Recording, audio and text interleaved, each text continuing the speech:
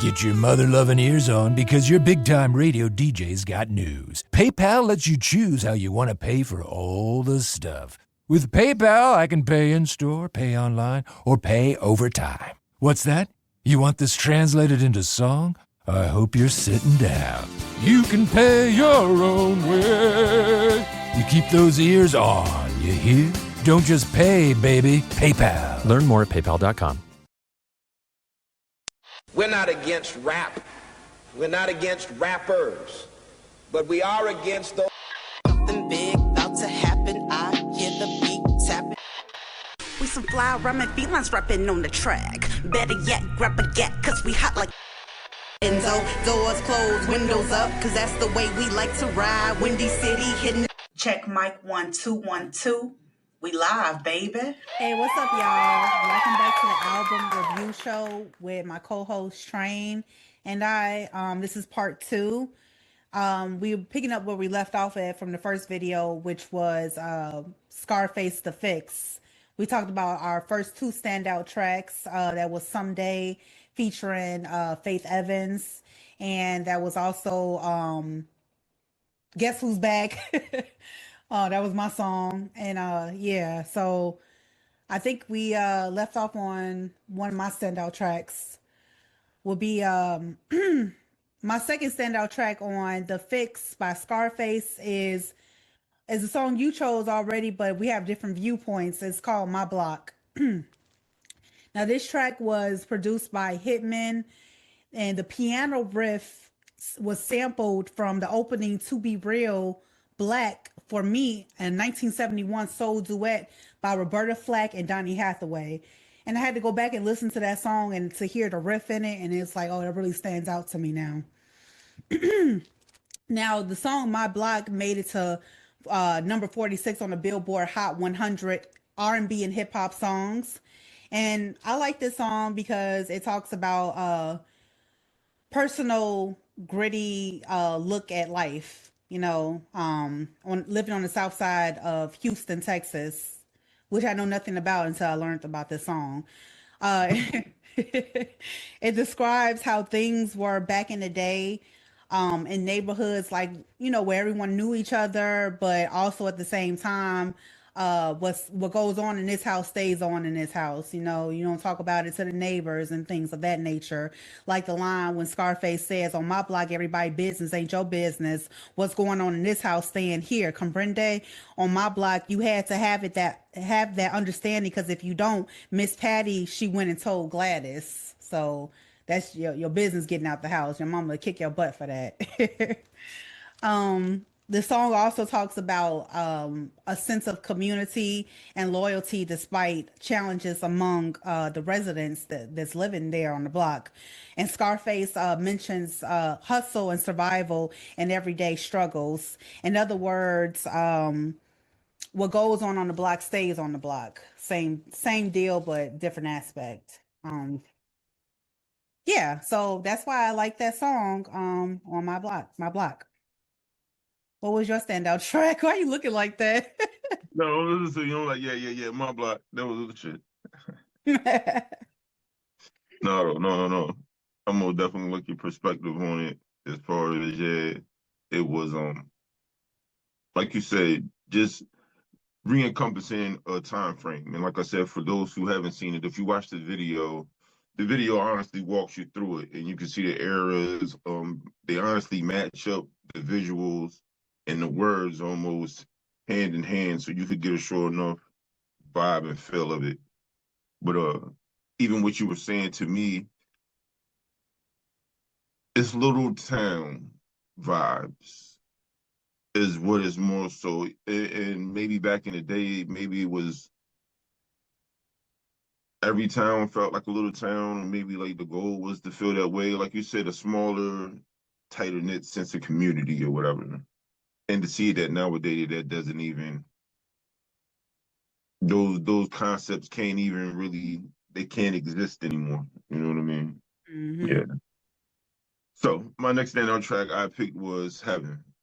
So of course the one joint I picked was Someday or whatever with Faith Evans. So that's a vibe, of course, with the whatever, angelic vibes, and then of course I pick Heaven as well. Um, I would like to say once again to listen to the Big L track and then be like, okay, this reminds me of New York, New York. This is identified. Like we know where this is coming from. And then to listen to the Scarface joint and be like, knowing he's from the South, but still not being able to box it as much. It's more visible on the songs that I feel like I chose because of the beat selection and even some of the tricks and techniques that he used on the song. So even with this one, he had the beat switch in it. You know what I mean? So most of the time nowadays, you've heard the first few people do it within the last couple years, and people have been losing their mind. Like he switched the beat in the middle of it, and you're like, ah, that old thing, that old trick.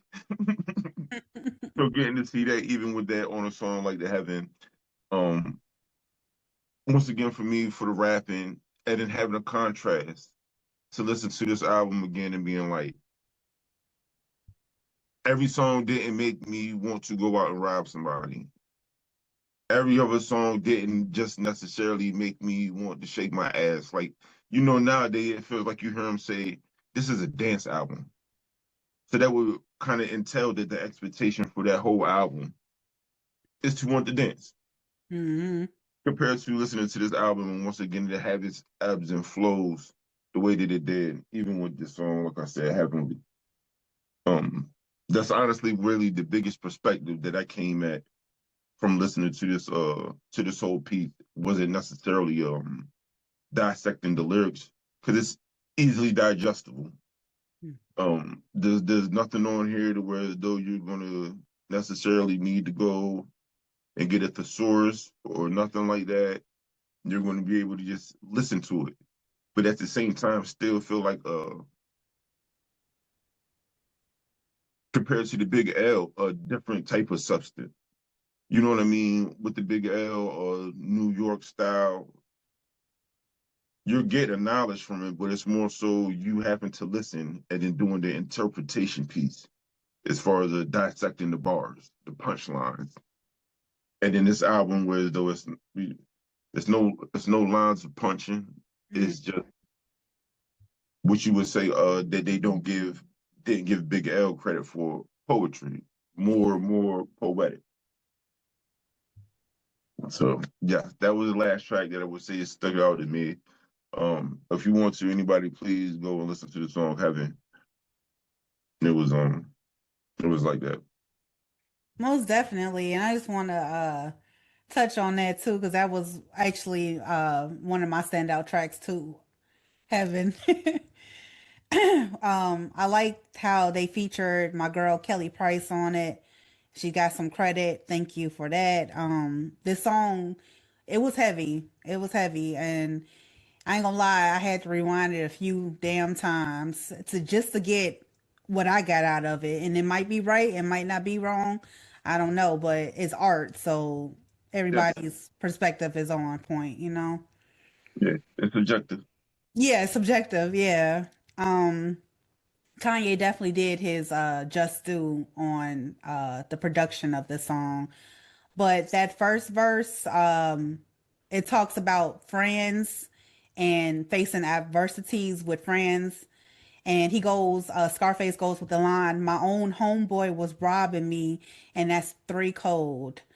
I said 3, it's all intentional, because 2 don't count when your own blood is bitter and your homeboys bounce. And every other corner, you're passing a different demon. So I really like the coding he used on it. Instead of saying, his homeboy stabbed him in his back, that's 2 cold. He said, no, that's 3 cold, because the first 2 damn times was intentional. You knew Yeah, what you was doing. You know what I'm talking about?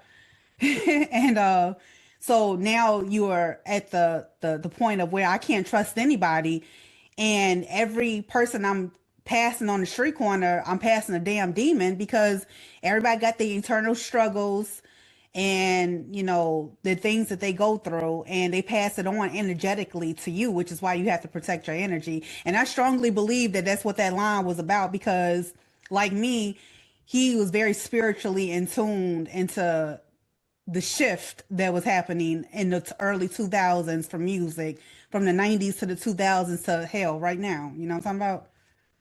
So that's why I like that song. And also verse two, because I say I had listened to it a couple of times, but verse two was talking about the relationship that you have with God. And if you don't have a relationship with God, you can't speak on it.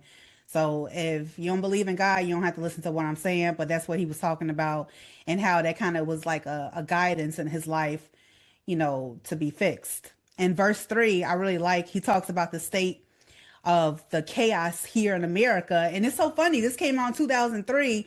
All the words he's talking about in this song is still hitting today in 2025. You know what I'm talking about? Young brothers getting lynched still in 2025. Absolutely horrific. And he talks about the peace of mind that is taken away from you from this lack of better words of a matrix that's bound to keep you down. And he continues on to talk about just other adversities that go on within America. So like I said, I had to rewind this track a few times just to get that. So yeah, that's why I like this song, Heaven, featuring Kelly Price. And also I forgot the hook. The hook was talking about finding heaven in the form of a girl. I don't know if he was talking about in verse one, Rhonda, was that his best friend after his homeboys bounced on his ass and she was the only one that he could trust? I have no idea, but that's what the hook was about, finding heaven in the form of a girl. So yeah. I most definitely enjoy hearing people's interpretations of the music. Not even interpretations. Sometimes it'd be like one of the quotes that you said at the beginning is one of the ones that I feel like has been kind of like overstimulated within the last few years. And then us as a community, especially in hip hop, and I'm saying hip hop specifically because they're the smallest portion of rap, the rap community. This is rappers know what they're doing. They're not confused. They're going and trying to make money. So they know what they're doing. But with hip hop, you can't spew this rhetoric. To me, you know what the I don't trust nobody sounds like. It sounds like the same coin of the male and female in the black community thing. So if you keep saying that motherfuckers ain't shit, the motherfuckers ain't gonna they're not gonna want to fuck with each other. This is gonna be default. If you keep saying in every song, you can't trust nobody, everybody is against you. The people that are really listening to you, they're not gonna be fucking with anybody. So now who's listening to whose music? Because now when you go to listen to somebody's music, you got, man, I don't want them to think that I'm in their business. Then you got the other person who has the music. It's like, man, if you fuck with me, I shouldn't have to show you that I'm doing it. It puts out it's an understanding the narrative that you got fucked over a few more times than you like to have been fucked over. This is understandable. But then to push a narrative, and then especially in the black community, because it's all through our music. You know what I mean? I listen to country music and all of that stuff too. And most of their narratives, they're pointing fingers at the person that fucked them over. This girl specifically, Taylor Swift is talking about this dude Yeah. specifically. So much so that most of the time we pick out who the fuck she was talking about Yeah. instead of putting a cloud over it. So even with that one, with the did me 3 times or whatever, it's like, yeah, I get it, but maybe put a disclaimer on these messages now and be like, I should have picked the people around me a little bit better. Maybe I should have been more clear about, hey, is this business or a friendship? Because then you can be eschewing what's going on. There's something that was going on with T-Pain where he did an interview with Shannon Sharp. It was talking about his situation with DJ Khaled. It's like, yo, people calling each other bro and da da da da da. But when I hear him say it, I'm like, you made 4 or 5 songs around that time talking about don't trust motherfuckers. So how did it get you? Were you just saying shit in these songs because it sounded cool, and then in your life you were just willy nilly, or are you going to be honest with yourself at a level as well, being like, okay, you were getting money from the situation or whatever it was. It was something in it that clouded your judgment as well. Mm-hmm. Anywho, that's my spiel. At least for that portion. At least for that portion. Because, like I said, for me, I just feel like it's been prevalent a lot in conversation within this last 6 months. Yeah, it's been going crazy this last 6 months with everybody of don't, especially in our community, don't trust nobody. Mm-hmm. World has been around not trusting nobody. You can't trust the soul. I Mm-hmm. don't trust them. It's like, all right, then what are we gonna be doing then? What are we Yeah, gonna be doing with each other then? right, right. But what? Nobody should be surprised anymore than when something happens to you. Right, right, right. So are we genuinely meaning this, or are we just once again using it as a euphemism and passing it off and just, you know what I mean? For sure. Definitely, it's kind of like the no snitching policy. Like, well, if we not snitching, if we not saying nothing, then who's going to be justified in their situations? Like, I mean, you don't have to. You can send in an anonymous tip. You don't have to like just say no snitch. Just Yeah. especially if you helping to save someone's life. Even with the snitching thing, for me, it's one of the things that you trying to adhere to codes that aren't for you. You know what I mean? It's niggas out here playing checkers, you know what I mean, and being mad about the chess rules. You know what I mean? I get that the boards look the same to you and you feel like you're moving through the same. This is 2 different games. You're trying to apply rules to yourself that don't apply. Snitching applies to a person that says that you're going to handle what comes after that too. All right, I'm not going to tell on this nigga because I'm going to possibly go out here and kill him as a justification of the actions. You're not Right. just saying I'm not telling on you and you gonna get away with it. You have somebody else that's putting check and balance there. But most of us understand that the police are our checks and balance. So for you to say don't snitch as if you're gonna go out there and handle it the rest of the street way, you know what I mean? No, Right. yeah, come on, leave it alone. You know that's not the case. Yeah, this is true. Um, so me personally, overall, the Scarface, The Fix was a incredible album just as well. We always pick good albums to talk about though. So yeah. But I want to end off this segment with On This Day in Hip Hop. So today is December 1st, 2025. So everybody out there, turn up your volumes on your headphones and imagine this. It's December 1st, 1994, and Tupac Shakur was photographed in a wheelchair outside of Manhattan Supreme Court. The photo was taken days after he was shot 5 times. So he was shot, I think, November 28th in a studio, and they ambushed him, which was really fucked up. And because he could have died that day, but he survived it, and that was crazy. Also, imagine December 1st, 1989, Vanilla Ice Baby started a 4-week streak at #1 on the UK charts. Also in 1989, Sly Stone was sentenced to 55 days in jail after pleading guilty to a charge of driving under the influence of cocaine. Yes, and if you don't know who Sly Stone is, he was the head singer of the psychedelic funk band called Sly and the Family Stone. Also on December 1st, 1999, Jay-Z, the rapper, he stabbed the record executive Lance Riviere at the release party for Q-Tip's album Amplified at the Kit Kat Club in Times Square. The incident was over the alleged bootlegging of Jay-Z's album Volume 3, Life and Times of Sean Carter, Jay-Z later pleaded guilty to second-degree assault and received 3 years of probation in 2001. I completely forgot about that. I forgot Jay-Z was that gangster and stabbed somebody over the bootlegging of his damn album. Like, dang, shoot. That's crazy. Yeah, it was. Yeah, I most definitely forgot about that. So I'm not even gonna. Yeah. Yep. Another gangster. But anyway, thank you so much, Train, for coming on today's show. I really enjoyed talking about music with you, and I can't wait till we pick out our next albums to discuss. And yeah, thank you for being you. Oh no, thank you for your time as well, Miss Hip Hop, and sharing your platform. You're so welcome.